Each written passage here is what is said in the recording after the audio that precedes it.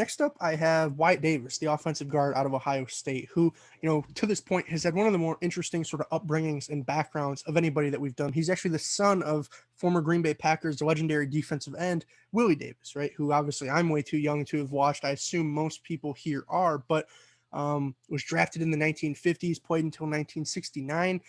Was a part of 5 championship winning teams, 2 of which Super Bowl 1 and 2, right? On those sort of historical Vince Lombardi led Packers teams. But overall, just a great career. 5-time first team All Pro, 5-time Pro Bowler. Ultimately, afterwards retires, goes on to be inducted into the Pro Football Hall of Fame in 1981. So incredibly successful. Goes on then afterwards to 18 years later have Wyatt, right? Who, unlike a lot of guys who might have been around, during their sort of dad's heyday. It's not like he was going to stadiums every week in that regard and, watching him play, but he still most certainly spent his entire life around football, right? His dad did pass away in 2020, so obviously condolences to the Davis family and rest in peace to Willie. But still, it's a great story in that regard, because it's very rare that we see guys that are sort of the children of great players go on to be great players, right? But I think that Wyatt to this point has done about as good a job as you can, being a multi-year starter at one of the best programs we have in the country, Ohio State, but now going on to be a potential day 1, day 2 guard, and that looks to have a long future at the next level. So interesting in that regard, most definitely. In terms of his sort of physical measurements as well as pro day testing, 6'4", 315 is obviously, as you can see, what OSU had him listed at. Came in 6'3.5", 315. So really no big difference there. I know a lot of people love their arm length. I've sort of made my stance clear. You could have 80-inch arms, but if you don't know how to use them and how to time your punches, it doesn't matter. Well, Davis does have relatively long arms, 33 and 7/8 inches, which, ironically enough, people seem to care about it more at tackle than guard, but he has longer arms than many of the tackles that we've done so far. I will say, in terms of the pro day testing, he only tested bench, and the long arms when it came back to sort of get him in a sense there, as he did 25 reps, which isn't bad by any means. I would say it is a little bit less than what I expected just after having watched film. I felt like he was one of the more strong guys that I've watched to this point, right? So I kind of expected him to be more closer to that 31, 32 range, but regardless, 25 is what it is. It's a good number either way. In terms of his pass pro, I felt like Davis was just a pretty refined prospect, right? Did a great job timing his punches, did a great job placing his hands in the correct area, getting him in his opponent's chest. He did a good job with his feet in terms of, taking the correct steps and, not ever really opening the door and giving guys unnecessary space to create penetration, right? Did a good job there. If players tried to bull rush him, he would do a good job kind of flopping and anchoring, right? I feel like he just did a very good job neutralizing, especially those bigger, stronger guys. They didn't look bigger and stronger going up against Davis, right? Occasionally he would struggle a little bit more with some of the smaller, quicker guys, I would say, because he's not necessarily the most fleet of foot. He doesn't have the quickest feet when it comes to, in and out of his pass sets, transitioning from kick slide to power step, those sorts of things, or vice versa, obviously, depending on where the guy's coming from. But that was really the only time you saw him struggle. I would say there were a couple times, particularly in that Indiana game, I believe in the first half, where they would send a late blitzer, and he was freed up occasionally at being the guard. Obviously, the tackles have the ends. The center typically has that one tech or nose, and then one of the guards is going to take the 3 tech, right? Well, the other guard, he's going to be freed up and watching for blitzes, but ultimately he's gonna have to choose, does he want to help outside or inside? Well, occasionally, as he was sort of in that deciding phase, Indiana would send somebody right up that A gap, and if Davis wasn't cued in and getting eyes on that guy immediately, he wouldn't have the foot quickness to sort of cover that area up with his feet and get there, right? And that's really the only time that I saw him get severely beat in that regard, just when he would be a little bit late to pick stuff up with his eyes because he couldn't really compensate with his feet then, if that makes sense. Otherwise, in terms of run blocking then, all I'll really say is I hope that whoever ran the ball for Ohio State, whether it was Justin Fields, Trey Sermon, Master Teague, anybody and everybody, I hope that if this man was ever hungry, I hope if he ever wanted a steak dinner, that everybody was putting their hands up and volunteering to take him, because he just made their lives and jobs so much easier on Saturday afternoons throughout his career there. at OSU. You want to talk about somebody just consistently generating movement on the line of scrimmage, and Wyatt was a great example of that. Maybe he wasn't cleaning guys up and just flat dominating them as much as, say, a Tevin Jenkins, right? Obviously, out of Oklahoma State. If you haven't seen that video, make sure to click the link above my head. But regardless, just the consistency by which he was winning them was really a magical and really fun thing to watch, right? I think in large part, as we kind of get into some of the other grades, that could be attributed to his leverage. Played with great leverage on most plays and good balance as well, contrary to some of the other guards we've watched. And I think in large part that could somewhat explain maybe the lower bench press number, because maybe that strength that, I just thought he was a flat out strong guy. Maybe it wasn't coming necessarily as much from, solely, bench press reps, but it was more so the activation of the lower body, right? Because he was so constantly the lower man who was really activating those power angles, right? Getting his hips into it, uncorking them, and almost power cleaning guys out of their stances, right? He did a very good job in that regard on a play-to-play basis. In terms of physicality and finishing, as I said, maybe not quite as dominant as some of the other guys we've seen so far, but got the job done more often than those guys, right? And for me, actually, I'll probably take that more often than not. If you're somebody who's going to pancake somebody 1 out of every 2 plays, but you're going to get beat on that other one, whereas Davis, he's winning 9 out of 10 reps, regardless of whether it's 1 yard of movement or 3.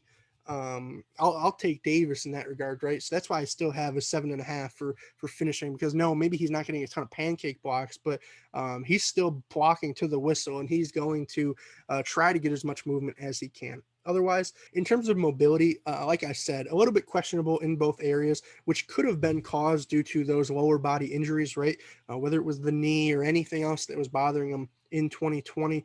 We could partially potentially attribute it to that, but at the end of the day, I still don't think he's necessarily the guy that you would want pulling in space and climbing up to the second and third level to make these touchdown blocks. I think he's more of a guy that, hey, if you're an inside zone team or you're looking to run the ball between the tackles, Davis, he can most certainly be your guy, right? If you're someone who's looking to constantly get guys out in the edges and have guys pull and wrap for corners and various things, maybe you look in another direction just slightly, right? But obviously then your grade sort of sheet would be entirely different, and maybe he just wouldn't grade as high to the point that he'll likely be taken at in the NFL draft. So otherwise, 4 out of 5 on size, 3.25 out of 5 on athleticism, very solid, 79 total, which, as you can see, nets him as my second highest guard to this point, which obviously, having only done 3, that's not necessarily saying much, but my 6th highest O lineman to this point. And when so much of the hype has been going around to the tackles on the edges, I think the people sort of need to respect Wyatt Davis for what he's doing on the interior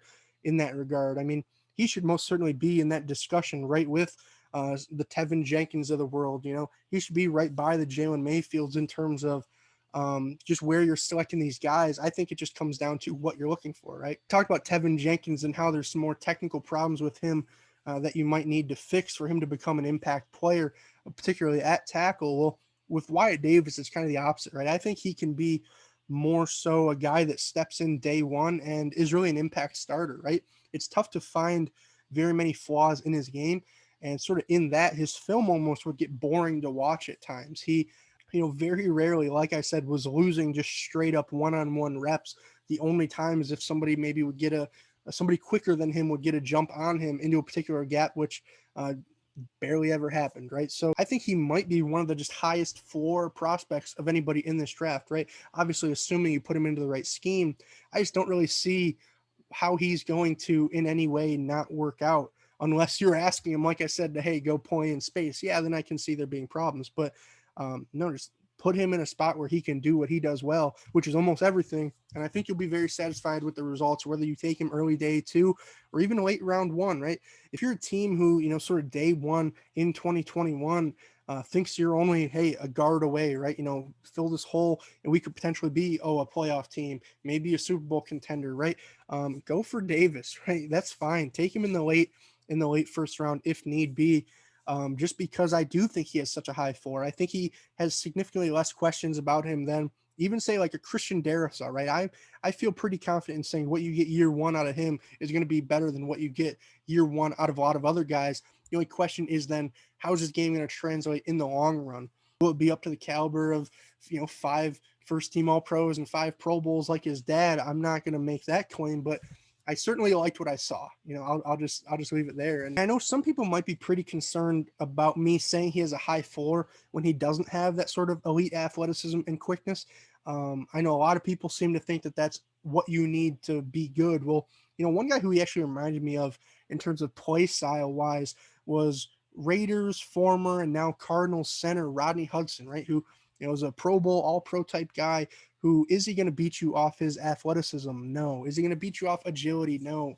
Sort of lateral mobility? No. In space? No. But in a phone booth, one on one, you know, he's going to beat you with those power angles, going to beat you with those strong hands, that firm base, that good technique, all those various things that make up a dominant interior offensive lineman like Rodney. I think Wyatt showed at the college level. The only question is now, how will it translate from college to pro? Because Rodney Hudson was only a middle of the second round pick by example. So am I saying he'll be the next Rodney? No, not by any means. But I think that there are guys with his play style who are playing at that level, at the next level, that he can most certainly, you know, if he with that high floor continues to push the envelope up and up and up, then I think he could potentially aspire to be like, right? And, you know, very easily could get into that discussion. So will be a super interesting guy for me, at least, to keep an eye out on because I am a big fan of him. Obviously, like I said, I think that some of his success will be scheme dependent, but as long as you're still a team who prioritizes, like I said, that sort of between the tackles play, I think that Wyatt would be a very good fit for your team. And